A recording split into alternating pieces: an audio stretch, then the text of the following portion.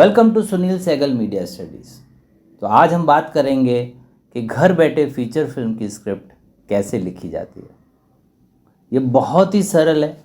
आपको सिर्फ इतना करना है कि स्टेप बाय स्टेप लेसन को समझना है और जिस तरीके से मैंने आपको ये लेसन सिखाया है उसको फॉलो करते हुए आप फिल्म की स्क्रिप्ट लिखेंगे।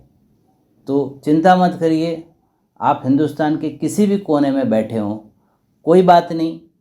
आपको सिर्फ मेरे वीडियोस को देखना है, उसके हर लेसन को पढ़ना है, उसके हर लेसन को समझना है और जिस तरीके से मैंने आपको स्टेप बाय स्टेप चीज़ें समझाई हैं उसे आप करते जाइए। समय लीजिए, एक एक चीज़ को बारीकी से समझिए और अच्छा लिखिए। ध्यान रखिए, कभी भी ज़िंदगी में जब भी आप लिखें, शुरुआत करें तो ओरिजिनल रहने की कोशिश करें। अब हम आते हैं कि प्रोफेशनली लिखा कैसे जाता है। इसकी दो सूरत होती है प्रोफेशनली लिखने की। एक तब जब आपको कोई प्रोडक्शन हाउस या कोई डायरेक्टर आपको असाइन करता है कि फला फला जॉनर पर कोई कहानी लिख कर लेकर आओ या तुम्हारे पास है तो हमें सुनाओ। दूसरी सूरत ये होती है कि जब हम पहली बार लिखते हैं अपने लिए, ताकि हमें यह समझ में आ सके कि हम लिख सकते हैं कि नहीं। और आज जो आपको प्रयास करना है, जो कोशिश करनी है, वो सेकंड स्टेज की, कि हम लिख सकते हैं कि नहीं। पहले आपके हाथ में एक अच्छी स्क्रिप्ट होना बहुत ज़रूरी है, तभी कोई भी प्रोडक्शन हाउस आपको सुनेगा, आपकी कहानी को पसंद करेगा, या कोई डायरेक्टर या प्रोडक्शन हाउस। तो चलिए हम लोग शुरुआत करते हैं कि फिल्म की कहानी लिखी कैसे जाती है। और ऐसी सूरत में जब आप एकदम रॉ हैं,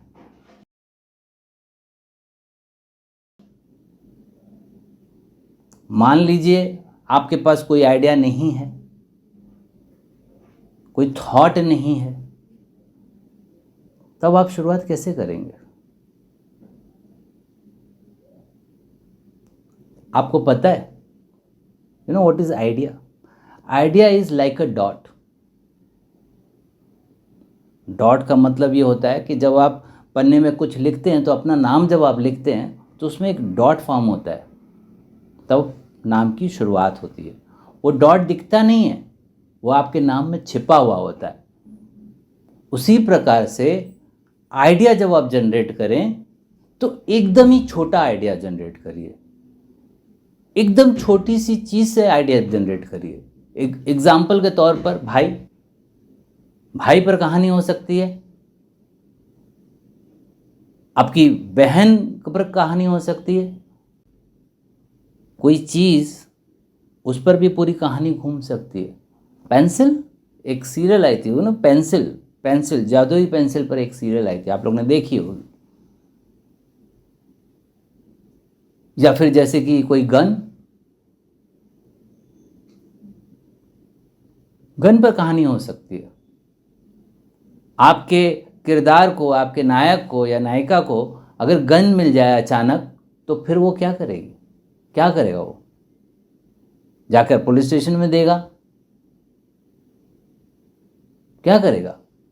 और ऐसी सूरत में अगर उसके पास गन आ जाए, जब वो किसी से बहुत लड़ा है, अपनी पत्नी से लड़ा है, अपने दोस्त से लड़ा है, अपने बॉस से लड़ा है, और ऐसे में अगर वो किसी हथियार की खोज कर रहा हो और ऐसे सूरत में उसके हाथ में गन आ जाए, तो वो क्या करेगा? उसका इस्तेमाल करेगा या जाके पुलिस स्टेशन में जाके सरेंडर करेगा? बहुत ही इंटरेस्टिंग कहानी बन सकती है। आपने सिर्फ सोचा गन, और गन के इर्द गिर्द आपने पूरी कहानी घुमाई। तो आइडिया इतना सूक्ष्म होता है, इतना बारीक होता है, इसीलिए मैं उसे डॉट कहता हूं। So always start your idea with a dot. एक छोटी सी चीज लीजिए, फिर उसको एक्सपांड करिए। तो चलिए शुरुआत करते हैं। एक डॉट से बनाइए आप आपके अनुसार एक चीज, वो रिश्ता, दोस्ती, संबंध, कुछ भी हो सकते हैं। तो चलिए शुरुआत करते हैं और फिर मैं आपको लेके जाऊंगा सेकंड स्टेज पे, जिसको हम कहते हैं कॉन्सेप्ट।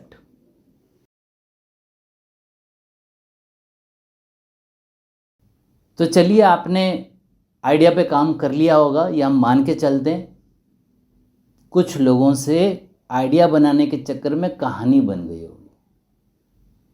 तो ये मैं इसको जल्दी बनाना कहता हूँ, क्योंकि हमेशा बेबी स्टेप लेना चाहिए। आइडिया के बाद जो स्टेप आता है वो है कॉन्सेप्ट। कहानी अभी समय है, कहानी को बाद में बनाइएगा। अगर आपने बना ली है तो देखिए कि आपने करेक्ट बनाई है कि नहीं। आइडिया के बाद आता है कॉन्सेप्ट। कॉन्सेप्ट का मतलब होता है कि हम कहना क्या चाहते हैं, है ना। बचपन में आपने मॉरल स्टोरी पढ़ी होगी स्कूल में, दादी माँ ने सुनाई होगी। तो हर कहानी में एक मॉरल होता है, मतलब उस कहानी के माध्यम से हम कुछ कहना चाहते हैं, समाज को लेसन देना चाहते हैं, खुद को लेसन लेना चाहते हैं। Somewhere we have to give some message to somebody. तो क्या आपकी कहानी में ऐसा कुछ है? जब आपने आइडिया सोचा तो वो सिर्फ एक आइडिया है कि उससे कुछ डिफाइन हो रहा है। तो अगर नहीं हो रहा है तो कॉन्सेप्ट पे काम करिए और ये तय करिए कि आप अपनी कहानी के माध्यम से, चाहे वो कैसी भी कहानी हो, कहना क्या चाहते नो। तो शुरुआत करिए, अपना काम पे लग जाइए और कॉन्सेप्ट डिफाइन करिए। चलिए शुरू करते हैं।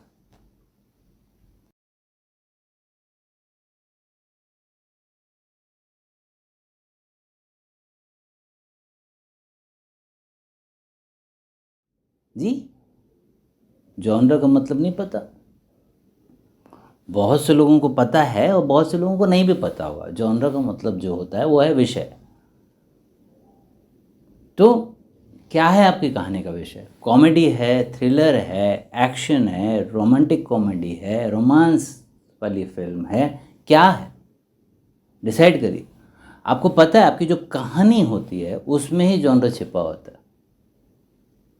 और कभी कभी हमें असाइंड किया गया होता है, या हम पहले से ही शुरुआत में ही हम जॉनर पहले डिसाइड करते हैं, फिर हम आइडिया पे काम करते हैं। कभी कभी क्या होता है कि जॉनर पे हम पहले डिसाइड करते हैं, फिर हम आइडिया पे काम करते हैं। कभी हम आइडिया पे काम करते हैं और फिर जॉनर पे आते हैं। आपको एक मैं कहानी सुनाऊंगा तो आपको बात समझ में आएगी। एक बार मैं कहानी बना रहा था, तो इसी तरीके से मैं स्टेप बाय स्टेप आगे बढ़ रहा था। मैंने एक आइडिया डिसाइड किया और वो था दो भाई। दिस वॉज माई कॉन्सेप्ट, दो भाई। अब हुआ ये कि दो भाई, मेरी कहानी के जो दो भाई थे वो मेले में गए, बचपन की बात, मेले में गए और बिछड़ गए। और हुआ ये कि जो बिछड़ने के बाद एक पुलिस स्टेशन में ले जाया गया, क्योंकि पुलिस वालों को मिल गया तो पुलिस वाले ले गए, और कुछ चोर चक्के उनको उठा के ले गए दूसरे वाले को। तो बड़ा होके एक चोर बना और एक पुलिस वाला बना। तो जब मैं ये कहानी बनाने लगा तो मुझे लगा 75 बार ये फिल्म बन चुकी है इस प्रकार की, चोर एंड पुलिस वाली स्टोरी, इसमें नया क्या है? तो आई वेंट बैक, मैंने फिर से कहानी बनाना शुरू किया। नाउ आइडिया डिफाइंड हो चुका था और मैं स्टिक हो चुका था एक आइडिया पे, और वो था दो भाई। अब ये हुआ ये कि मेरी कहानी के दो भाई अब इस बार जंगल गए। जंगल में पहुंचे, रास्ता भटक गए। अब अचानक शेर आ गया। तो शेर को देख के दोनों घबरा गए।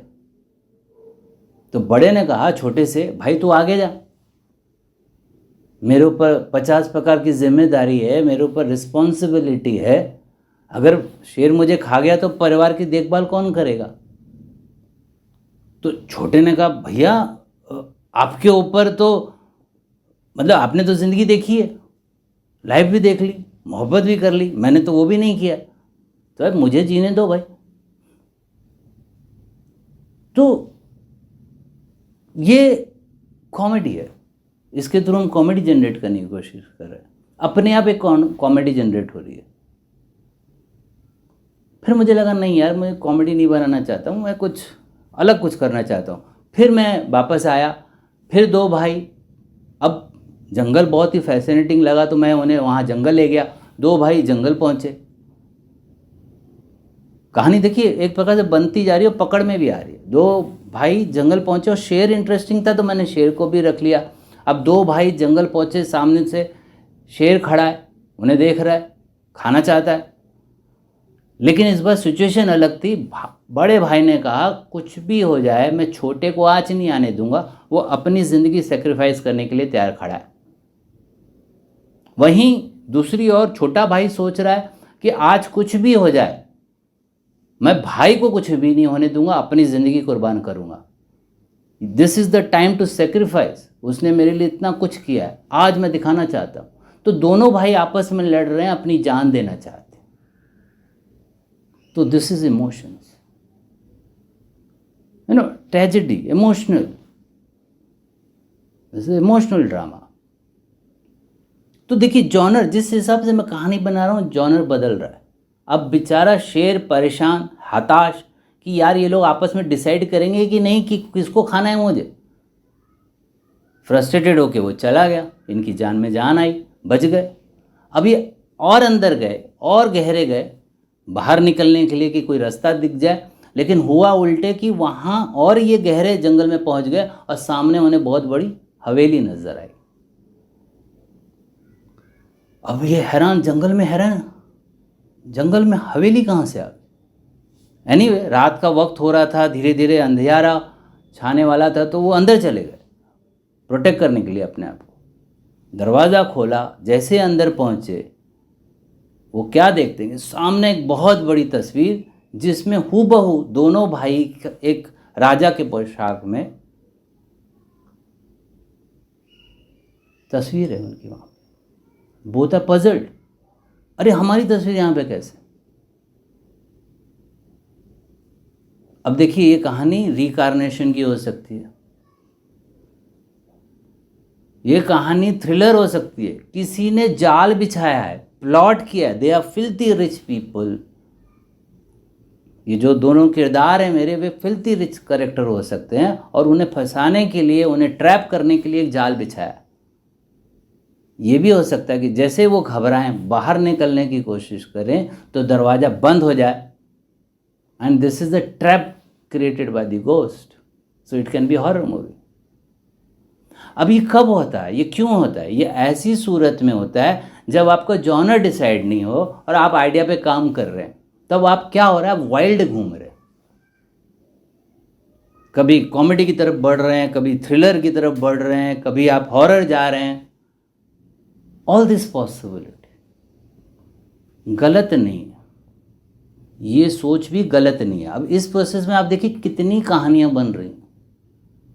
इसलिए मैं कभी भी कहता हूं कि कभी भी अपने आप को बंधन में मत बांधो। Don't pre decide what is your genre, but if it is required decide also. So it's totally depend upon case to case basis. कभी ज़रूरत पड़ सकती है, कभी ज़रूरत नहीं पड़ सकती है। तो चलिए अपना जॉनर डिसाइड करिए, फिर हम आते हैं कहानी कैसे बनती है उस पर। चलिए, थैंक यू।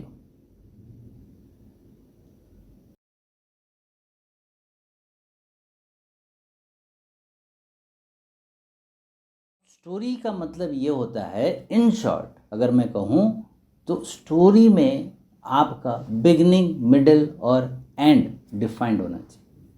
मतलब कहानी की शुरुआत होनी चाहिए, आपके जो कैरेक्टर हैं वो इंट्रोड्यूस होने चाहिए, मिड पॉइंट होना चाहिए, उसका मकसद जो है उसको लेकर संघर्ष दिखना चाहिए, और जो कुछ भी आप कहना चाहते हैं उसका अंत दिखना चाहिए।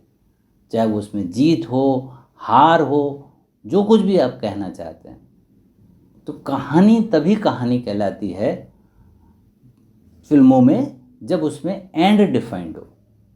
तो बहुत ज़्यादा नहीं लिखना है आपको, क्योंकि आप फिल्म की स्क्रिप्ट लिख रहे हैं, आप अपने लिए लिख रहे हैं। तो आप कहानी 2 पन्ने की लिखिए, उससे ज़्यादा की मत लिखिए। उसमें एंड डिसाइड करिए।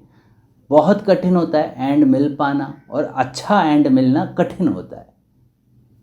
तो एंड ढूंढिए। अगर आपको एंड मिल जाता है तो बिगिनिंग डिफाइंड करिए। आप उसको लीनियर पैटर्न में लिखिए, नॉन लीनियर पैटर्न में लिखिए, दोनों स्टेज पे जैसा आपको पसंद आता है वैसा लिखिए, लेकिन स्टोरी बनाइए।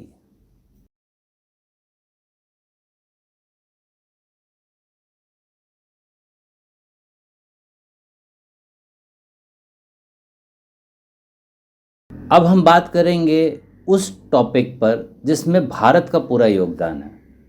कला के क्षेत्र में, नाट्य शास्त्र में भरत मुनि ने इसको विकसित किया था, और वो है नाट्य शास्त्र में लिखा गया नवरस। अब देखो नवरस कितना इंटरेस्टिंग है। नवरस का मतलब होता है इमोशंस। ये वो इमोशंस होते हैं जब कोई पाठक, जो रीडर होता है, कहानी पढ़ता है। फिल्मों के पहले तो किताबें होती थी, इसलिए मैं कहानी का एग्जाम्पल दे रहा हूँ। नाटक होते थे तो नाटक का एग्जाम्पल दे रहा हूँ। तो वो जो कुछ भी घटना कहानी में घट रही है उसका सीधा प्रभाव रीडर पे पड़ता है और वो उस इमोशंस में चला जाता है। कभी हंसता है, कभी रोता है, कभी क्रोधित होता है। तो जब भी आप लिखिए, आपका कैरेक्टर क्या कर रहा है, कौन से इमोशंस के साथ वो जी रहा है या खेल रहा है, वो इमोशंस वो अहम नहीं है। उसका प्रभाव दर्शक पर क्या पड़ रहा है वो इम्पोर्टेंट है। तो सबसे पहले हम ये समझ लें कि नवरस है क्या। तो चलिए शुरुआत करते हैं। श्रृंगार। श्रृंगार मतलब कि रोमांस। श्रृंगार का उच्च भाग रति होता है, जिसका मतलब इरोटिका होता है। फिर आता है हास्य। हास्य का मतलब होता है कॉमेडी। फिर है रौद्र।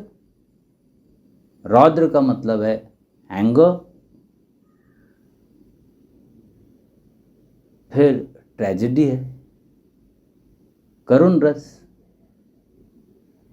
करुण रस का मतलब है ट्रेजेडी। फिर आता है वीर रस। वीर रस मतलब ब्रेवरी, कुछ अचीवमेंट। एंड देन अद्भुत। अद्भुत का मतलब है अमेजमेंट, कुछ विशेष, कुछ एकदम एक्स्ट्रा ऑर्डिनरी। और कभी घृणा भाव जो होता है उसको हम विभत्स भाव कहते हैं, डिस्गस्ट फीलिंग जो होती है। एंड फिर डर होता है, भयानक, भय, फियर। और अंत में आता है शांत रस, मतलब पीस। तो ये सारे रस हैं।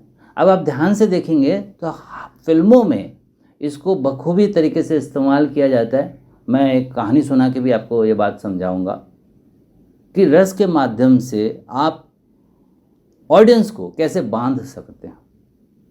तो सबसे पहले तो ये समझिए, जैसे श्रृंगार है, ऐसी बहुत सी रोमांटिक फिल्म जो होती है, खास तौर से जो रोमांस से भरी हुई फिल्म है, तो उसका जो मुख्य इमोशंस है वो श्रृंगार है। इसका मतलब ये नहीं कि उसमें हास्य नहीं होगा या उसमें करुणा नहीं होगा, उसमें दूसरे एलिमेंट्स नहीं होंगे। दूसरे एलिमेंट्स का भी इस्तेमाल किया जाएगा। ज़रूरी नहीं है कि सारे के सारे इमोशंस हैं। जो अहम है, जो ज़रूरत है, उसका इस्तेमाल करिए। लेकिन क्या होता है ना, जब आप इमोशंस को मिक्स करते हो ना, तो ऑडियंस को उसका रस बहुत इंटरेस्टिंग मिलता है।